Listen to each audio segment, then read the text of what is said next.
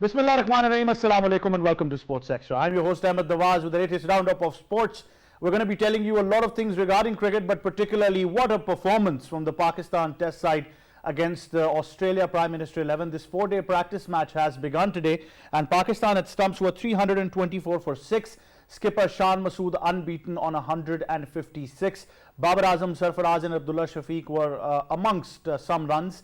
I think other than that, Shan Masood was the pick of the batters who really showed great determination and I think scoring all over the ground. He was absolutely clinical, and that will give him a lot of confidence, not just as a skipper but as a batter himself as well, that he can certainly be that individual which Pakistan can rely on as far as their batting is concerned. But remarkable performance, and I think 324 for 6 at stumps puts you in a very comfortable position. But then again, it's a side match, it's a 4-day game. We've got to look at the game in perspective of the 3 test matches as well. The first of it starts at the Optus Stadium in Perth on the 14th of December. Second one is a Boxing Day test match on the 26th, and the third one is a test match for the new year that takes place all the way towards January. So we'll talk all about this in detail. Then we move on to history that has been created, with the girls in green have defeated the White Ferns for the very first time in a T20 international series. They now go 2-0 up in the series, and they defended 130 plus run target with relative ease, and they were clinical in all forms. So congratulations. I think this could be a turning point as far as improving the infrastructure development of women's cricket is concerned. You can take this as a model, and I think certain changes have really made headlines as well in the Pakistan women's setup, so we'll talk about that as well. Time now to introduce the guests. First of all, in studios we've been joined by first-class cricketer and cricket expert Kashif Majid. Assalamu alaikum, how are you, sir? Thank you. We've also been joined by cricket commentator and expert Mahmood Ul Hassan. Assalamu alaikum, Mahmood, how are you? Walaikum assalam, I'm fine, thank you. Great to have you as well. Now let's take a look at this report that we've got highlighting the close of play on day 1, where Pakistan were 324 for 6. Pakistan Test tour to Australia kicked off on Wednesday against Australia Prime Minister 11. On the first day of the match, Pakistan won the toss and elected to bat first, facing some early challenges but managing to post a respectable total on the board. The opening session marked by disciplined bowling from the Prime Minister 11. Opening batter Imamul Haq made 9 runs off 24 deliveries. However, the team gradually gained momentum. Shan led from the front as the test skipper, reaching a well-deserved half-century, scoring 50, including 5 boundaries and 1 6. Moreover, Babar's first boundary of the Australia tour came from a lovely covered drive. The second session displayed resilience from the Pakistani batsmen. After a tea break, the standout performance of the day belonged to Shan Masood, who showed his class with a splendid century. He reached his turn in 169 balls, hitting 7 boundaries and 1 6. Newly captain innings anchored Pakistani innings and set a solid platform for a competitive total. The last session of the day witnessed a dramatic turn as Sarfaraz, after contributing a brisk 41 of 46 balls, was dismissed by Jordan. The day concluded with Pakistan at 324 of 6, with Shan standing at 156 of 235 balls. Unfortunately, Fahim Ashraf was dismissed at the last ball of the day after scoring 17 runs. However, Pakistan displayed a balanced performance, overcoming early setbacks. The team will aim to capitalize on the solid foundation laid on the first day. Meanwhile, the opposition will strive to make breakthroughs and restrict Pakistan from posting a last score. Well, there you have it, all you need to know about Pakistan's performance at the close of play on day 1. We'll be talking about this in detail. Now, Kashif, particularly we talk about 324 for 6. It's a relatively good score, but I like the fact that our batters are amongst the runs, especially Shan Masood, the skipper. I guess since the start of this series, the moment team was announced, I always thought about this series as their bowling and our batting. That will be the competition throughout this series, and it has been started, and we've seen some quality batting.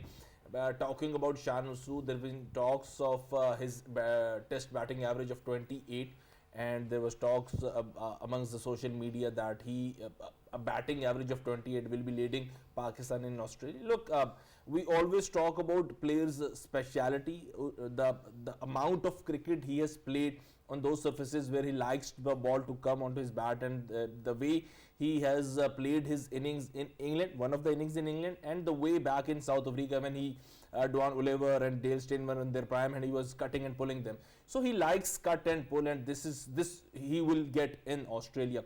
He is not that kind of a batsman who likes to play the spin bowling or likes to be on the front foot for the drives and the low bouncing wickets. Maybe he's not that kind of a play to play in the Asian conditions. So let's talk about Shan Masood abroad. So this can be one factor. I still want Rizwan to be part of this team because with his cut and pull, he'll be an asset in this in this entire series. We've seen a classy 95 in the last tour from Rizwan. So most probably it will be again their bowling versus our batting. He's also an individual, Rizwan, who likes space on the ball. So, Yes. he can pounce on that as well. But that's an interesting point that Kashif makes as well. Mahmood, certainly a good day for Pakistan. If they're amongst the runs, it will give them some sort of self-confidence before going into the test match. Yeah, good start from Pakistan, as we have seen that everyone is criticizing Shan Masood that he is playing 20 cricket, he is playing league cricket, county cricket. So why he has given the opportunity to be lead Pakistan in Australian series. But today in the practice match we have seen the superb played innings by the Shan Masood, and he has played a quality role and take the team to the good total, and towards the end of the day term Pakistan have 324 for 6. So I must say it's a good decision by the managing committee to give a chance Shan Masood as a captain, because we have seen everyone is criticizing that Shan has played good matches as a T20 batter, but he has shown his best when he was given in the chance in T20, and today he was given a chance to play his test against Australia, and he has shown his best. His classy drives, the way he studies the pitches, he plays the shots, everything is on superb way, and I must say Shan is good for this role. Absolutely. I certainly think that he is making headway, and obviously he's improved a lot if you talk about his journey. Also joining us on Sports Extra is sports expert Malik Usman. Assalamu alaikum. How are you, Usman? Walaikum assalam, I'm doing well. Usman, Shan Masood particularly, it was a good day for batting. 324 for 6 means that you had a pretty good day as far as your batters were concerned. Some of them got 40, 30. Shan was amongst most of the runs, 156, not out at stumps. He still got another day. But the fact is that, if you just curious case of Shan Masood, he's a prime example of a person who worked on self-improvement as far as a batter was concerned. Yeah, that is true. I agree completely. He has developed his game a lot. He has become far more aggressive, and he thinks out of the box as well. And he has played county cricket and is doing well in T20s as well. And probably the more important thing about his captaincy and his batting would be the attacking approach he's going to take into this series against Australia. I think you have to meet fire with fire against Australia. If you go on your defensive or you play a defensive game against this Australian side in Australia, they eat you up. They are a beast. They are a different beast in Australia in their home conditions. And for once, let's see if we have an attacking captain who can take the game towards to Australia. Right. We just go towards a short break. Stay tuned. We'll be right back.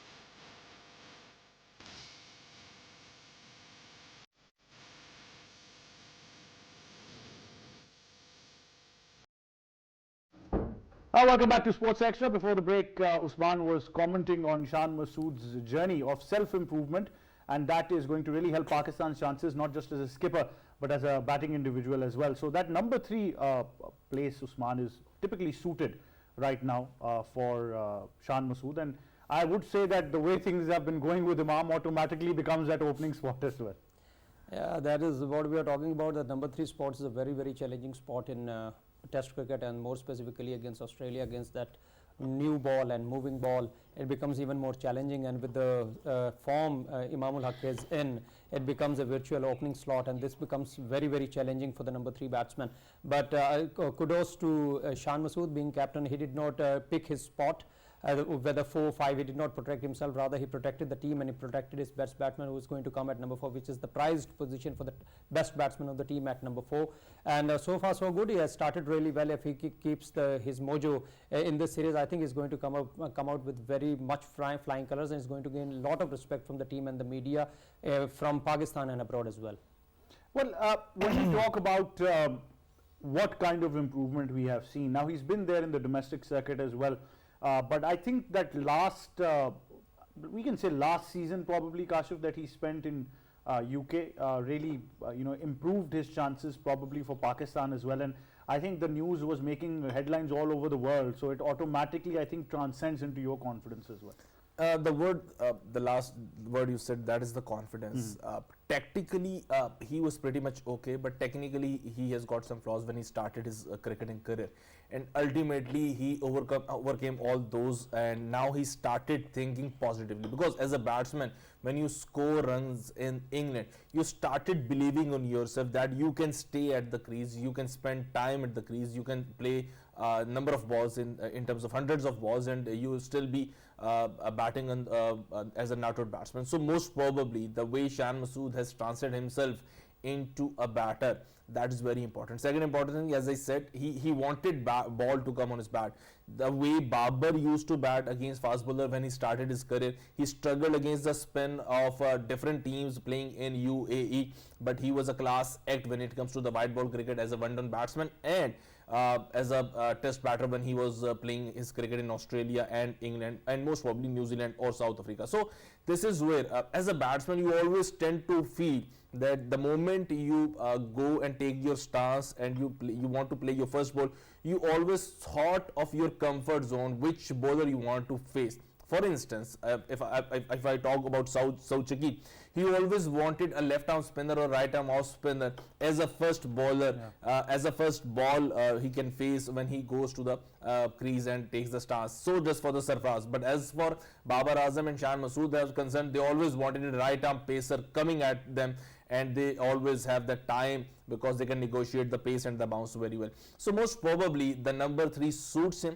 and he is an opener, he is a naturally gifted opener, he has played his cricket as an opening batsman, so he can negotiate the new ball, and most probably with his morale sky high with his 156 in that out, I guess this is a good time for him to start his journey as a test captain of Pakistan. Well, Mahmood, are you also particularly happy with the fact that Shan at number 3 also gives a lot of I think room for Babar Azam as well at number 4, and we get a pretty lengthy batting order because of that. Yeah, we have a pretty lengthy order, but I must say that the batting of Shan Masood at number 3, it's a good sign for Pakistani batting line. Not only the support for Babar Azam, but Shan still by self can play good shots and play quality shots. You have seen that when Shan started his cricket journey, he at that time, if we remember his batting techniques and if we remember now, he has totally transformed himself in the way he has played in England, the way he has played in county cricket, the way he has played in recent domestic cricket. Everything is going on a superb level. Shan is going his best and is shown his best. So in this way, I must say, batting on number 3 is a good sign, and today we have clearly seen the way Shan has batted himself, the way he carried the team, the way he shows his momentum, and he was only going totally with his rhythm. He has a potential to play big shots and to play big innings. So we have seen Shan has played today, and most probably he will show himself in the upcoming matches Test series as well. Very interesting. But then again, I think, Usman, the bigger question has to be that for guys like Imam, Abdullah Shafiq even particularly, Babar Azam obviously is another I think realm. When we talk about Babar, it's another breed of cricketers that you don't get every now and then. Once in a blue moon you see players like that. But particularly for the likes of Abdullah Shafiq, even for if it is Saud Shakil, Sarfraz even has that experience, whoever plays, I think some of these guys have to realize that these 30-40s won't cut it in this test series. You have stolen words from my mouth. I was going to speak about this, that scoring 30-40 odd runs in test match cricket or a longer version of the game doesn't do much good to the team. It's good for T20 or a shorter format of a game, but for longer formats it's the centuries that matter, and the top 6 or top 5 batsmen are one of those or 2 of those have to go and score big runs if the team has to score 400 plus odd runs. And one of the things that they have to learn very quickly is that you have to come out of 30-40 runs, because in test cricket this 30-40 odd runs is termed as failure. and you have to realize it quicker than most of the other players, because the openers more specifically, that Shan Masood is now breathing down their skin now, because he's the captain and he has the right to pick his spot, and number 3 certainly is not his spot. His spot is an opener, as my colleague was talking about. He is a natural opener. He has played, he has made a career out of cricket as an opener, and it won't be too long that he would love to play as an opener and face the new ball straight on. And for that matter, Abdullah Shafiq and Imamul-Haq need to pull their socks very quickly. Imamul-Haq off late, and more specifically in the World Cup, hasn't been performing too well, and he would be under immense pressure against the likes of Hazlewood, Starks and Cummins, and they have to pull their socks pretty quickly, else Shan Masood is breathing down their neck, and he will soon rather than later take up the top spot. And for that matter, they need to score hundreds or 70-80 odd runs pretty quickly. Well, the problem that I see right now, I won't say a problem, I think it's pretty imminent, Usman, that what playing 11 Pakistan are going to play. What I saw today was probably a replica of what they're going to do in the first test match. And you know, that brings me to that important conclusion that then again that means that you've made your decision that you're playing Sarfaraz, and you've made your decision that you're going to be playing Fahim Ashraف. It looks pretty okay with that now. When I was looking at the scorecard as well and watching the game, it seemed pretty clear, and that was the only question in my mind, that where is Rizwan, and we couldn't see the Rizwan in the list, and that is very disappointing for me. As my colleague was talking about, his style of game was something that suited actually in the Australian conditions, and I think our Pakistani batting lineup has missed a trick here. He should have been there. He can play long innings, and he's a pretty good batsman as far as wicket-keeping batsman is concerned. I was pretty shocked the comments Shan Masood was giving to the press over there, that why Shan Sarfraz was preferred against Rizwan, and he was talking about his innings and his performances in Pakistan. If you remember, when he got concussioned, Rizwan came on and played a blind right. He himself scored 100, and that was that kind of a pitch. And a couple of bad innings actually threw him out of the team and brought Sarfraz in.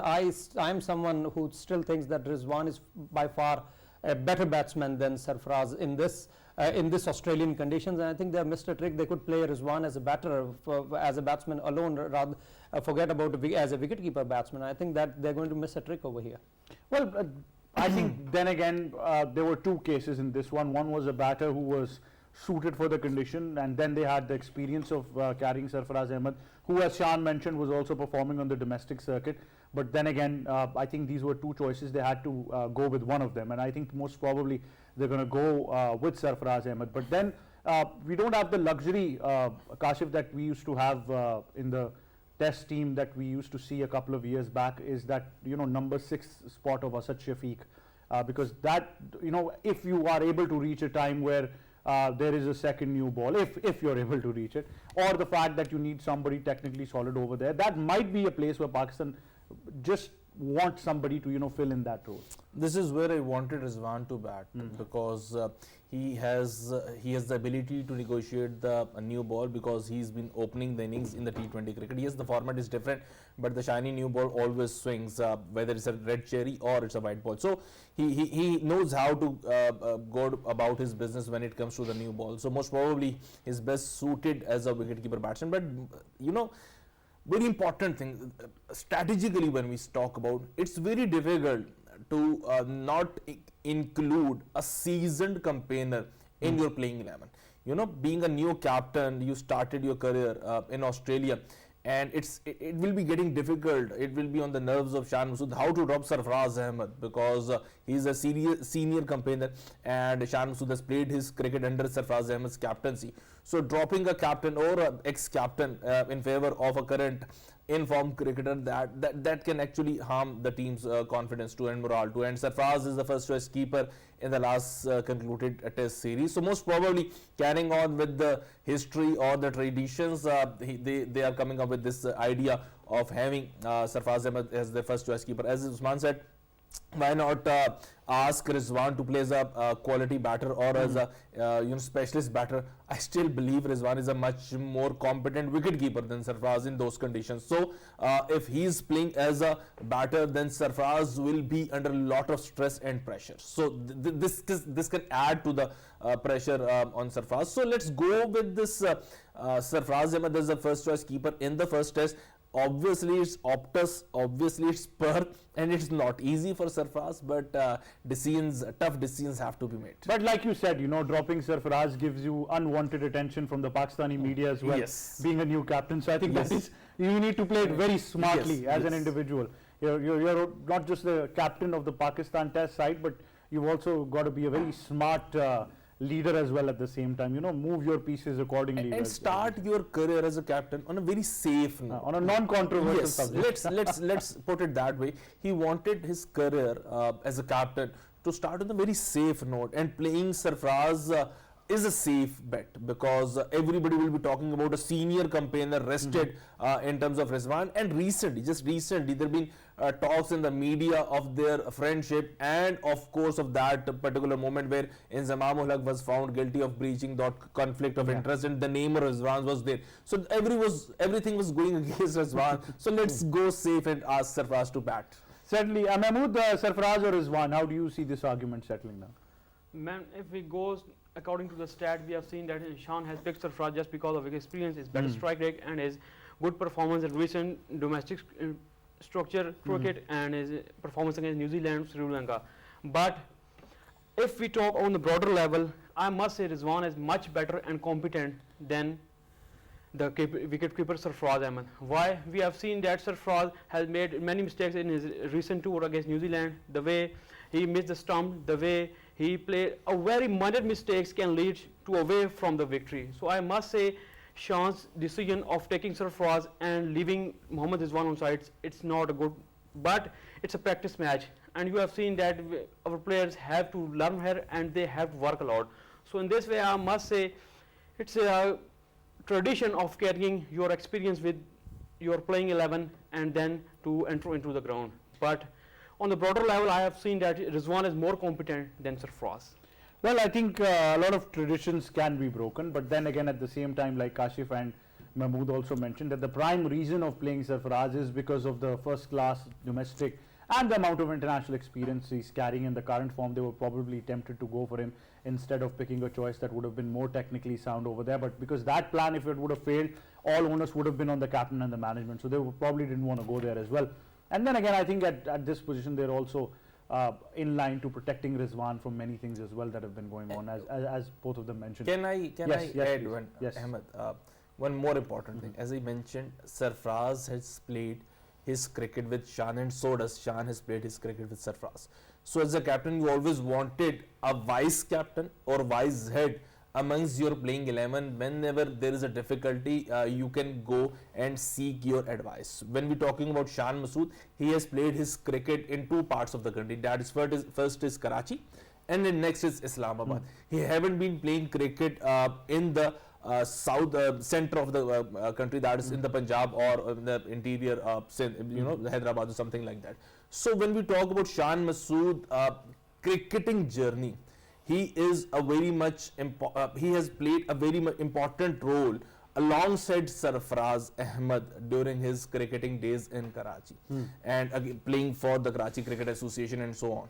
So whenever we talk about Shan Masood picking Sarfaraz, there is always a person standing next to him who will be coming up with a good advice, because Sarfaraz has been part of so many Australia tours. So this can add to the Sarfaraz value for Shan Masood in the side. Absolutely, very valid point. Usman, I must ask you, because sometimes what happens in cricket that your greatest strength becomes the biggest weakness, and right now a couple of these batters, because I was really gutted with Abdullah Shafiq's dismissal, he's really strong on that offside area. He loves that short of the length delivery for a back foot punch or a pull shot. Now that might be working in conditions where you've got time enough, but today his mode of dismissal was the same, trying to back foot punch a delivery which was short of the length, and he was caught almost at gully. So some of these things you need to, like we said, you need to know where your fourth stump is, and that away delivery, that judgment, that slight error is going to be the one thing that defines your batting in this tour.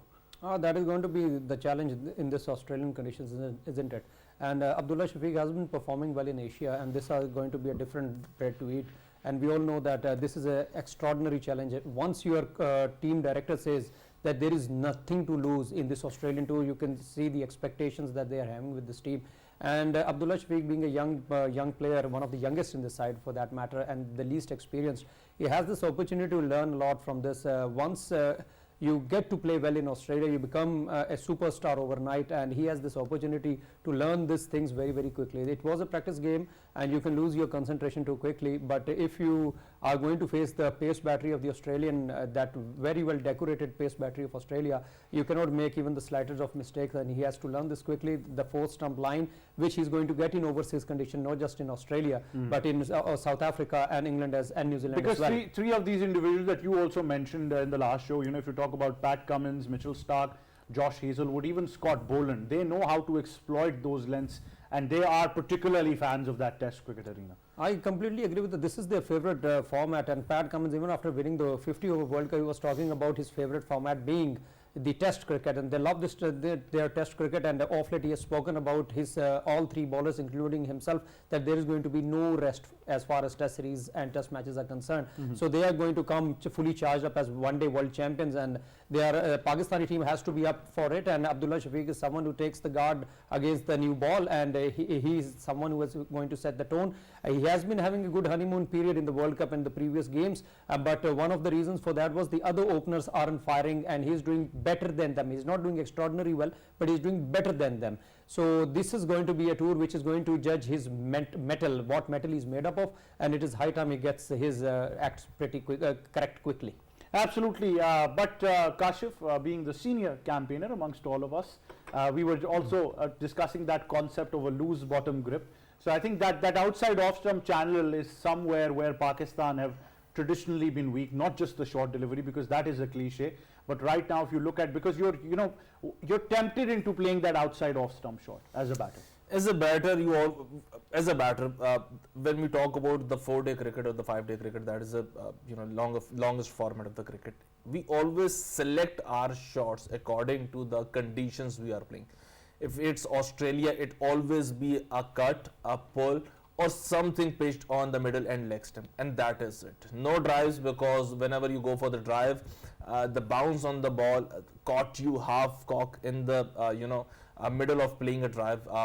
It can take an outside edge of the shoulder of the bat. So as you mentioned, Abdullah Shafiq playing a back foot punch, it's Australia, ball will fly off the surface. That means whenever you are playing back foot punch, the ball, if you couldn't time that well, it will slice off your bat and it will go towards the direction of the slips and the gully. That is exactly what happened with the Abdullah. So most probably, as a batter, I always thought playing in Australia means cutting down your drives, cutting down your back foot punches, and relying on the cut, pull, and something pitched on the middle and the leg for the flicks, and that is it. And when we talk about Test cricket, it is the game of the nerves and the temperament. And unfortunately, playing a lot of T20 in the one day, that temperament is a question mark. Mahmood, this is a prime case right now. I think all the way from youth cricket, under 16, under 19, all the way to the senior team, that temperament is something that we have been working on over the ages, but certainly T20 cricket is dominating mindsets over there. We have seen that our players are playing shorter format of cricket, playing too much league cricket, T20 crickets, T10 crickets, and ODI cricket. But if we talk about the Test cricket, it's a 4-day game, and in the longer format of cricket, we have to work with consistency. In this format, consistency matters a lot, and our batters are be aware of Asian pitches, and they always follow the same techniques, the same develop their strategies. But it's the Australian pitches, the totally different and the totally changed setup, totally outside of their. Yes, I think comfort zone. That is important. So that sometimes you are put into a position where you're not in your comfort zone. How do you capitalize on that situation? But we're going to leave that question for the Test series. But obviously, we still have 3 more quality days of this 4-day match against Prime Minister's 11 for Australia and the Pakistan Test side. But I think we're in for a great treat, because I want to see our bowlers bowling when they've got good enough runs on the board as well. That wraps it up. Thank you very much, Malik Usman, Kashif Majid, and Mahmoodul Hassan for joining us. From me and the entire team, it's goodbye for now.